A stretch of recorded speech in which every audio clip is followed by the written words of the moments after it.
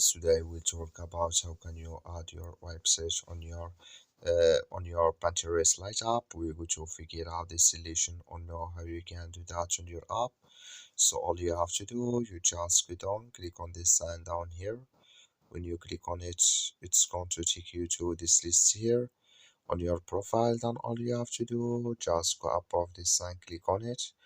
So then it's going to take you to this list here. Then all you have to do, just click here on edit profile. Sorry, you click here on, sorry, we'll go back. You click on edit profile here. So when you click on edit profile, it's going to take you to this list. Then go down here, then you come to website, just add here a link to traffic to your site, add it here.